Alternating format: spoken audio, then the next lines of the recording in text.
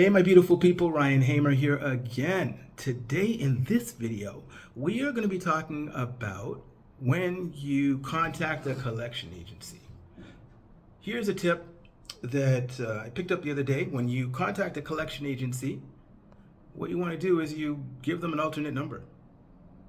I know it sounds funny, but kind of did this by accident.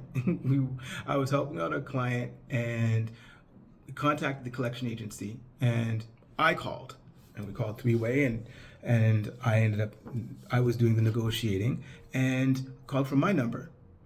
And you know, things sometimes you don't always get through on the first call or what have you, so that's fine. And I didn't authorize them to take my number, hold my number, use my number, but they were calling me back looking for my client. And I just simply said, I don't know who you are. I don't know what you're talking about. And that was it. I didn't engage in the conversation. It went nowhere. And it made me realize that, hey, sometimes these companies will take your information without you realizing it. And it's to your best interest, and it is to your benefit, especially if you don't necessarily get through with them right away, to control the power. So typically what I would say is always deal with them in writing if you can't sort things out through a phone call. Because sometimes they just want to be difficult. Sometimes collection agencies almost always want to be difficult.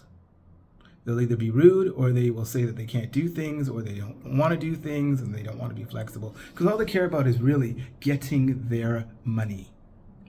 They just want to get their money. But sometimes they're collection agencies that want to get their money, but they're going to be difficult about it, and they will utilize the T's and the C's, the terms and services, and make it seem like, oh, well, we're not allowed to do this and this and that. That's not true. So it is not true. You can if you want. But it depends on the person with whom you have on the other end and how you negotiate. All right. But one of the interesting things was that the number that they tried to contact this client on was not even their number. And they called the client by the wrong name. So I had every right to refuse and say, well, I don't know what you're talking about. I don't know who you are. You're not, it's not like they were asking for the right person. And they had no right to ask me, oh, well, do you know who Rex is? No, I don't know who Rex is.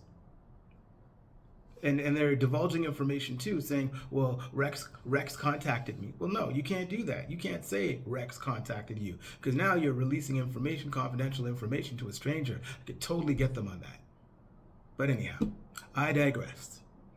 The next time, or if you ever have to contact a collection agency, try to do so from a third party number. Try to do so from a different number, so that if they go and they say, oh, we're going to call you back to ring you down to disturb you or what have you, then they're calling a number that they can't reach you at. All right. Thanks for watching this video. I hope you got some value out of it. As I said, this was a quick one. Please feel free to like, share, and comment.